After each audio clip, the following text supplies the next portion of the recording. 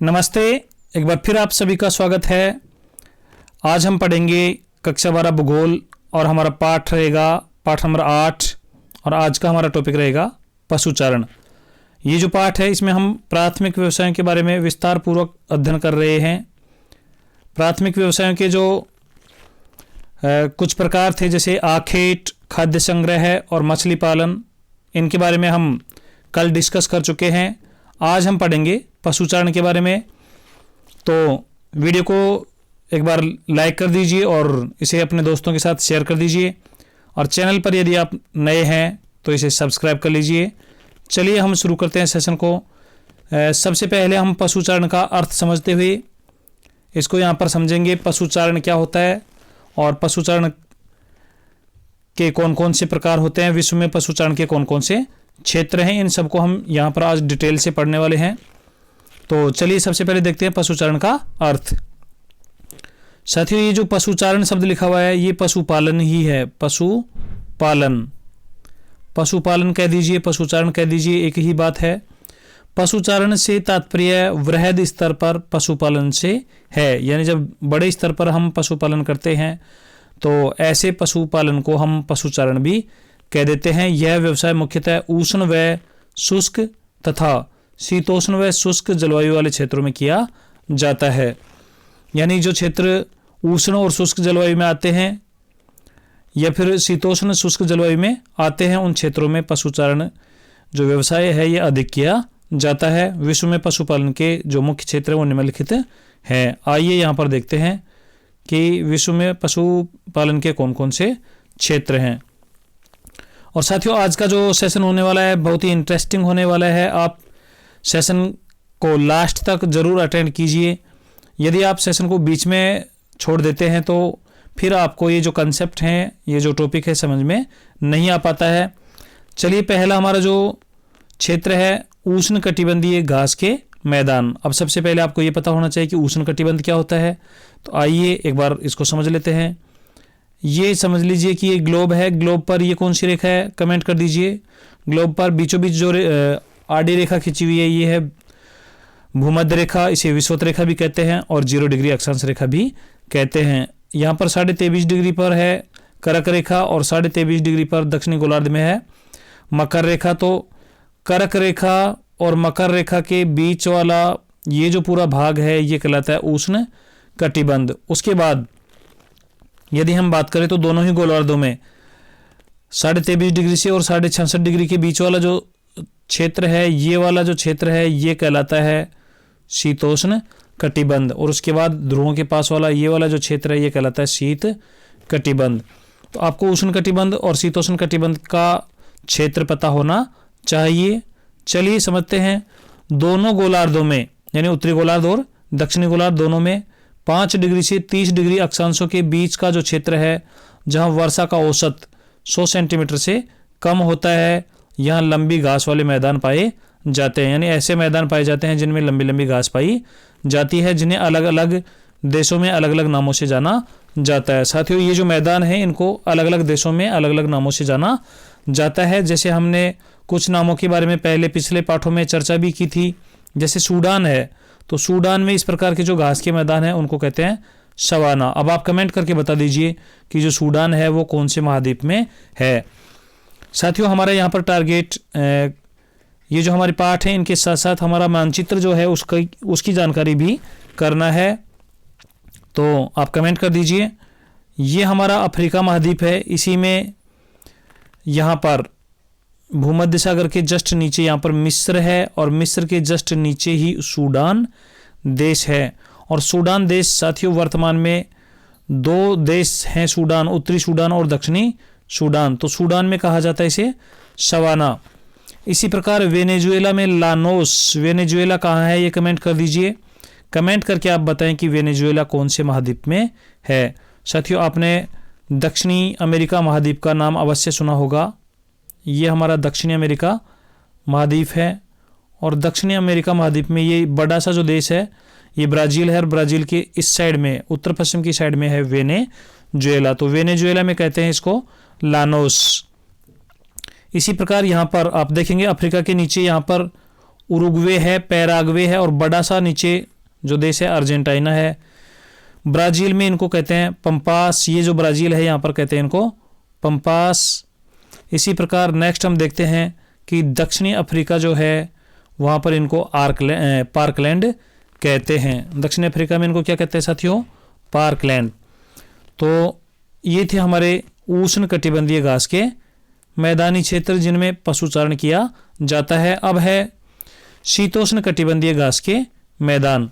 शीतोष्ण कटिबंधीय घास के मैदानों से तात्पर्य क्या है कि ऐसे घास के मैदान जो शीतोष्ण कटिबंध में पाए जाते हैं। और शीतोष्ण कटिबंध जो है साथियों दोनों गोलार्धों में 23.5 डिग्री से और 66.5 डिग्री अक्षांशों के बीच में जो क्षेत्र है वो शीतोष्ण कटिबंध कहलाता है। और यहाँ पर पाए जाने वाले जो घास के मैदान हैं वो शीतोष्ण कटिबंधीय घास के मैदान कहलाते हैं। तो आइए देखते हैं इनको हम नोट्स के रूप में किस प्रकार से लिखेंगे। दोनों गोलार्धों में यानी उत्तरी गोलार्ध और दक्षिणी गोलार्ध में 30 डिग्री से 45 डिग्री अक्षांशों के बीच का जो क्षेत्र है जहाँ वर्षा का औसत 50 सेंटीमीटर से भी कम रहता है, इन क्षेत्रों में जो घास के मैदान पाए जाते हैं वहाँ पर पशुचारण का कार्य किया जाता है। और ये जो घास के मैदान हैं इनको अलग अलग देशों में अलग अलग नामों से जाना जाता है। जैसे हम बात करें संयुक्त राज्य अमेरिका जिसे USA भी कहते हैं, यहाँ पर जो शीतोष्ण कटिबंधीय घास के मैदान हैं ये है कंपास। ये क्या है साथियों? कंपास। इसी प्रकार रूस जो एशिया महाद्वीप और यूरोप महाद्वीप दोनों में विस्तृत है, रूस में इनको कहते हैं स्टेपीज। रूस में इनको क्या कहते हैं? स्टेपीज। इसी प्रकार ऑस्ट्रेलिया में इनको डाउन्स कहते हैं, ये हम पढ़ चुके हैं। ऑस्ट्रेलिया जो महाद्वीप है उन वहाँ पर जो शीतोष्ण कटिबंधीय घास के मैदान पाए जाते हैं उनको कहते हैं डाउन्स। इसके बाद तीसरा हमारा जो पशुचारण का जो मुख्य क्षेत्र है वो है मरुस्थलीय क्षेत्र। तो मरुस्थलीय क्षेत्रों में हम बात करें तो संसार के जो भी मुख्य मरुस्थल हैं वहाँ सभी जगह पशुचारण कार्य किया जाता है। संसार के मुख्य मरुस्थलीय जो क्षेत्र हैं वो निम्नलिखित हैं। जैसे थार का मरुस्थल है, आप कमेंट कर दीजिए थार का मरुस्थल कौन से देशों में फैला हुआ है। साथियों आपको पता है हमारा जो राजस्थान है ये पश्चिमी राजस्थान और पाकिस्तान ये वाला जो क्षेत्र है यहाँ पर थार का मरुस्थल विस्तृत है। इसी प्रकार जो कालाहारी मरुस्थल है ये कमेंट कर दीजिए कालाहारी मरुस्थल कौन से महाद्वीप में है और कौन से देशों में फैला हुआ है। अरब मरुस्थल, तो अरब मरुस्थल के बारे में भी आप कमेंट करके हमें बता दीजिए। इसके बाद हमारा चौथा जो पशुचारण का जो प्रमुख क्षेत्र है वो है पर्वतीय क्षेत्र। और पर्वतीय क्षेत्रों की यदि हम बात करें तो विश्व के लगभग सभी पर्वतीय क्षेत्रों में पशुपालन किया जाता है। अब यहाँ पर आप देख लीजिए ये पशुपालन करते हुए लोगों का कुछ यहाँ पर आपको चित्र दिखाए गए हैं। ये जो पहला चित्र है ये सूडान में ऊँट पालन का दिखाया गया है। ये आप देखेंगे कि ये पर्वतीय क्षेत्र यहाँ पर पर्वत दिखाई दे रहे हैं और किस प्रकार लोग ऊँट पालन कर रहे हैं। दूसरा जो चित्र है ये पश्चिमी राजस्थान में बकरी पालन को दिखाया गया है इस चित्र में।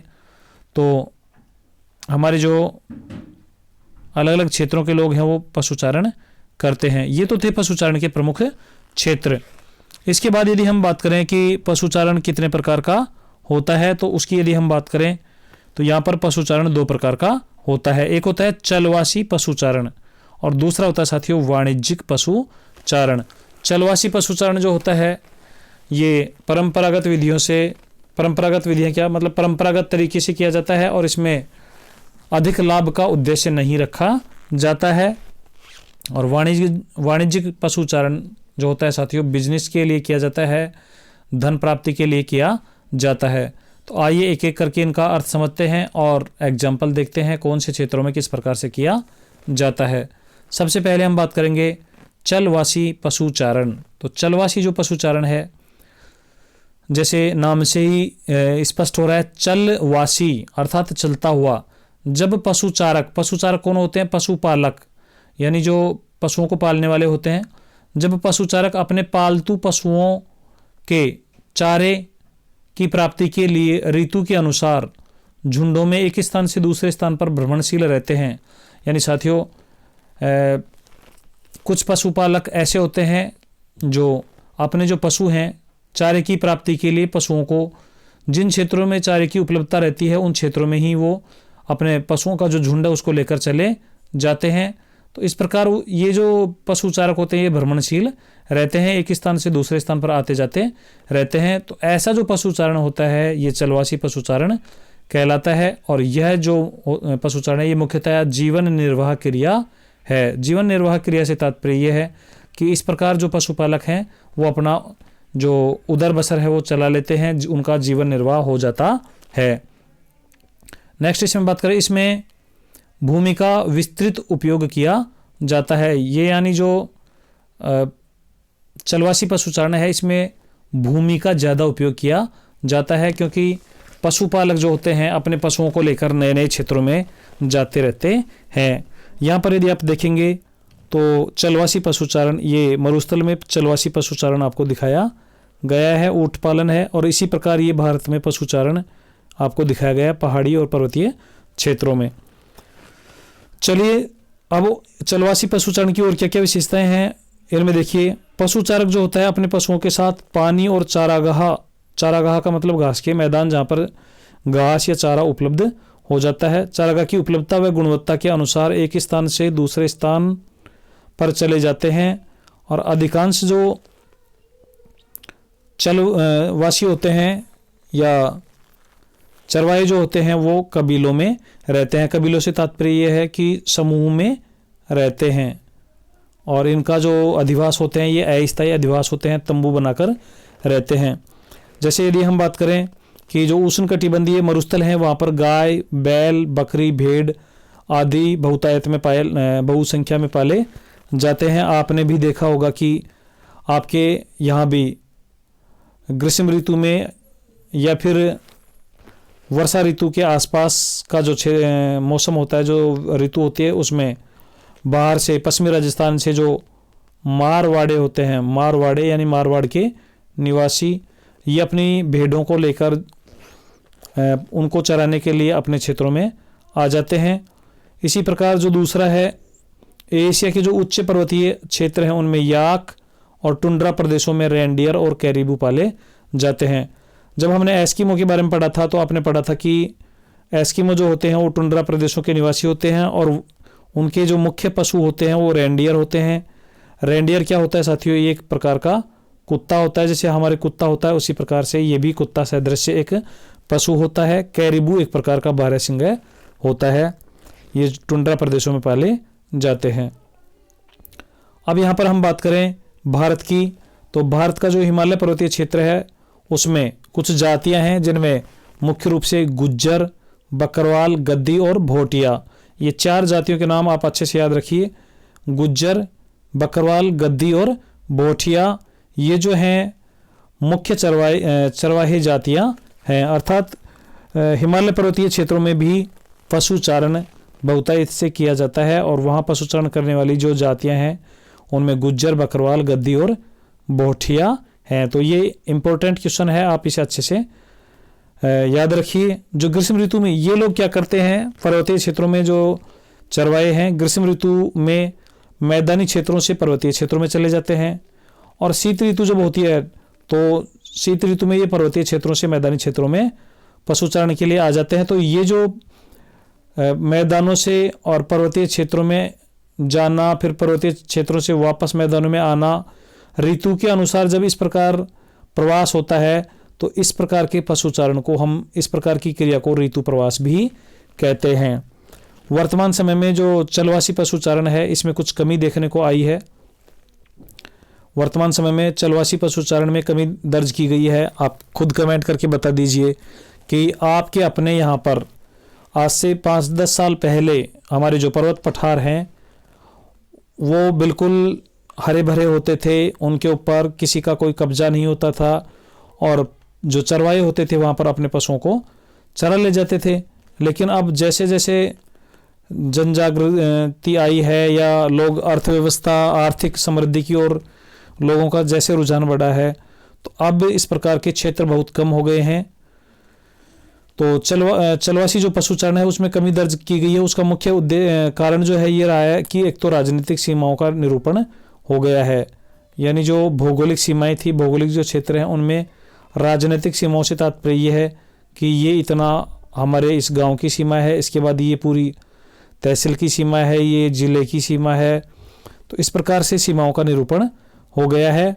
और उसके अलावा विभिन्न देशों द्वारा नवीन बस्तियां बसाने की योजना है, अर्थात जो खाली क्षेत्र हैं उन पर बस्तियां बसा दी गई हैं। इस वजह से भी जो चलवासी पशुचारण है उसमें कमी देखने को आई है, क्योंकि जब चारागाह नहीं रहेंगे, पशुओं को चराने के लिए स्थान नहीं रहेंगे, तो इस प्रकार का जो पशुचारण है वो हतोत्साहित होगा और उसमें धीरे धीरे कमी आ जाएगी। साथियों, आपको ये सेशन कैसा लग रहा है? यदि आपको ये सेशन हमारा अच्छा लग रहा है तो आप वीडियो को शेयर जरूर कीजिए, और चैनल पर यदि आप पहली बार देख रहे हैं या फिर अभी तक आपने चैनल को सब्सक्राइब नहीं किया है तो इसे सब्सक्राइब भी कर लीजिए और वीडियो को लाइक करना बिल्कुल भी न भूलें। चलिए अब हम पढ़ेंगे वाणिज्यिक पशुचारण। साथियों, वाणिज्यिक जो पशुचारण होता है इसमें धन प्राप्ति के लिए, बिजनेस के लिए पशुओं को पाला जाता है। तो ये अधिक व्यवस्थित होता है, यह अधिक व्यवस्थित और पूंजी प्रधान व्यवसाय है। पूंजी प्रधान कैसे है? जैसे आपको एक सिंपल सा एग्जांपल हम लें कि यदि आप कोई भैंस पाल रहे हैं और भैंस पालने के साथ साथ आप उसकी क्वालिटी का, वो कौन सी नस्ल की है, उसके खान पान का, रहन सहन का, उसके स्वास्थ्य का पूरा ध्यान रखते हैं, और भैंस जो है उनकी संख्या आप काफ़ी सारी, यानी आप बड़ी संख्या में भैंस पालते हैं, डेयरी व्यवसाय आप करते हैं, तो इस प्रकार का जो पशुचारण होता है वो लाभ के उद्देश्य से, आर्थिक धन प्राप्ति के उद्देश्य से किया जाता है। ऐसे पशुचारण को वाणिज्यिक पशुचारण कहा जाता है। आपने देखा होगा आपके अड़ोस पड़ोस में कुछ लोग डेयरी करते हैं, तो वो भी एक प्रकार का वाणिज्यिक पशुचारण ही है। अब देखिए इसमें क्या क्या विशेषताएं हैं, क्या क्या इसमें बातें हैं, आप इनको अच्छे से देख लीजिए कि ये जो पशुचारण है वाणिज्यिक, ये अधिक व्यवस्थित है और पूंजी प्रधान है। पूंजी प्रधान का अर्थ ये है कि इसमें धन की आवश्यकता ज़्यादा पड़ती है, और इसमें व्यापारिक उद्देश्य से पशुओं को पाला जाता है। इसमें पशुओं के लिए बड़े बड़े फार्म बना दिए जाते हैं, और जो बड़े बड़े डेयरी फार्म होते हैं उनमें पशुओं को पाला जाता है। ऐसे जो फार्म होते हैं उनको रेंच कहा जाता है। उनको क्या कहा जाता है? रेंच कहा जाता है, इन्हें रेंच कहते हैं। यहाँ पर आप देख लीजिए, जैसे न्यूजीलैंड में व्यापारिक पशुचारण है, भेड़ हैं यहाँ पर, इनको पाला जा रहा है, और ये अच्छी नस्ल की भेड़ हैं और इनको काफ़ी देखभाल करके इनके फार्म बना दिए जाते हैं, उन फार्मों में इनको पाला जाता है। इसी प्रकार यूरोप में यहाँ पर व्यावसायिक पशुचारण, व्यापारिक पशुचारण का यहाँ पर ये चित्र आपको दिखाया गया है। अब ये जो वाणिज्यिक पशुचारण है इसमें साथियों क्या होता है? इसमें मुख्य जो ध्यान होता है पशुओं के प्रजनन पर, बीमारियों पर नियंत्रण और उनके स्वास्थ्य पर रहता है। यानी पशुओं में किसी प्रकार की कोई बीमारियां न हो जाएं और उनके लिए डॉक्टर वगैरह की व्यवस्था ये लोग रखते हैं। इसी प्रकार विश्व में इस प्रकार का जो पशुचारण है मुख्यतः अति विकसित देशों में, जो बहुत विकसित देश होते हैं उनमें इस प्रकार का पशुचारण किया जाता है, यानी वाणिज्यिक पशुचारण किया जाता है, जिनमें मुख्यतः न्यूजीलैंड है। न्यूजीलैंड आप कमेंट करके बता दीजिए कौन से महाद्वीप में है। इसी प्रकार ऑस्ट्रेलिया है, अर्जेंटीना है, यूरुग्वे है, संयुक्त राज्य अमेरिका, डेनमार्क, स्वीडन और हॉलैंड आदि देशों में वाणिज्यिक पशुपालन किया जाता है। तो साथियों ये जो पशुचारण है या पशुपालन है ये व्यापारिक पशुचारण है और मुख्यतः शीतोष्ण घास के मैदानों में किया जाता है। अब ये जो पशुचारण है इसमें मुख्य जो ध्यान है, जो पशु हैं उनको बड़े बड़े फार्मों में रखा जाता है। पशु जो उत्पाद होते हैं उनको वैज्ञानिक ढंग से संशोधित और डिब्बाबंद करके विश्व बाजार में निर्यात कर दिया जाता है। इसका अर्थ ये हुआ कि इन पशुओं से जो पशु उत्पाद प्राप्त होते हैं उनको बेचा जाता है, और किस प्रकार से उनको डिब्बाबंद कर दिया जाता है, वैज्ञानिक ढंग से उनको संशोधित करते हैं। उसके बाद उनको विश्व बाजार, यानी जिन देशों में इस प्रकार के उत्पादों की मांग रहती है उनमें बेच दिया जाता है, निर्यात कर दिया जाता है। जैसे एग्जाम्पल के तौर पर हम लें कि हमारे पास पशु हैं और उन पशुओं से हमें दूध प्राप्त हो रहा है, तो दूध को हम बेच देते हैं। दूध, उसके बाद दूध के जो बड़े बड़े प्लांट हैं वहाँ पर उसको संश्लेषित किया जाता है और उनको पैकिंग बना के और बड़े शहरों की ओर भेजा जाता है। चलिए अब देखते हैं हम नेक्स्ट यहाँ पर कि कौन कौन से देशों में किस उद्देश्य से इस प्रकार का पशुचारण किया जाता है। जैसे डेनमार्क है तो डेनमार्क, न्यूजीलैंड, इनमें दूध उत्पादन के लिए किया जाता है। ऑस्ट्रेलिया में दूध और ऊन उत्पादन के लिए व्यापारिक पशुचारण किया जाता है या वाणिज्यिक पशुचारण किया जाता है। इसी प्रकार संयुक्त राज्य अमेरिका में मांस और दूध उत्पादन के लिए ये जो व्यवसाय है व्यापारिक पशुचारण है, ये विशेष पहचान रखता है। तो उम्मीद करता हूँ आपको ये पशुचारण का ये जो कंसेप्ट है ये समझ में आया होगा। अब हमारे पास बचता है साथियों वाणिज्यिक पशुचारण और चलवासी पशुचारण में क्या अंतर है। तो आप ये जो अंतर है इनकी विशेषताओं से खुद भी पता कर सकते हैं, या आप चाहें तो मैं इसको एक्सप्लेन कर देता हूँ कि ये जो पशुचारण है इसमें क्या होता है कि जो चलवासी पशुचारण होता है इसमें जो चरवाहे होते हैं या पशुचारक होते हैं वो चारे की तलाश में एक स्थान से दूसरे स्थान पर जाते रहते हैं। लेकिन जो वाणिज्यिक पशुचारण है उसमें पशुचारण बड़े बड़े फार्म जो होते हैं यानी खेत जो होते हैं बड़े बड़े, उनमें किया जाता है। तो वहाँ पशुओं को चराने के लिए कहीं बाहर लंबे यात्रा नहीं करनी पड़ती है। इसी प्रकार चलवासी पशुचारण में जो पशु होते हैं वो प्राकृतिक परिवेश में घूमते फिरते हैं, उनकी देखभाल और उनका जो पालन पोषण है वो प्राकृतिक परिवेश में होता है। जबकि वाणिज्यिक पशुपालन में इनके जो फार्म होते हैं ये वैज्ञानिक ढंग से तैयार किए हुए होते हैं और वहीं पर वाणिज्यिक पशुचारण के जो पशु हैं उनकी देखभाल की जाती है।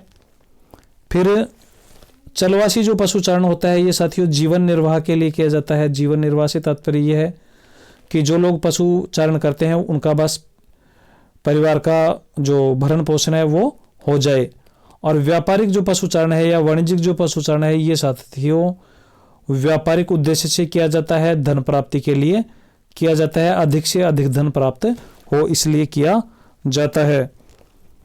और उसके बाद यदि हम बात करें तो चलवासी जो पशुचारण है ये विकासशील देशों या फिर जो पिछड़े देश हैं उनमें अधिक किया जाता है, और वाणिज्यिक पशुचारण या व्यापारिक जो पशुचारण है ये विकसित देशों में या फिर अति विकसित देशों में किया जाता है। तो उम्मीद करता हूँ आपको ये सब कुछ समझ में आया होगा। साथियों आप बिल्कुल रोजाना शाम के 8 बजे अपना जो क्लास है वो लाइव चलती है, तो आप देखना न भूलें। और जल्द ही हम 8 जनवरी को आपका पाठ नंबर 7 का टेस्ट लेने वाले हैं, तो आप तैयार रहिए टेस्ट के लिए। और टेस्ट का जो लिंक है वो हम हमारा जो व्हाट्सएप ग्रुप है उसमें शेयर करते हैं, या यदि आपने अभी तक हमारा व्हाट्सएप ग्रुप ज्वाइन नहीं किया है तो वीडियो के डिस्क्रिप्शन में जाकर व्हाट्सएप ग्रुप ज्वाइन कर लीजिए। इसके अलावा हमारे चैनल पर कक्षा 12 भूगोल के काफ़ी सारे वीडियोज अपलोड किए हुए हैं, तो आप उनको एक बार रिवाइज कर लीजिए, पढ़ लीजिए और नोट्स तैयार कर लीजिए।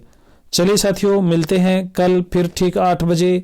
तब तक के लिए आप पढ़ते रहिए, मस्त रहिए। जय हिंद, जय भारत।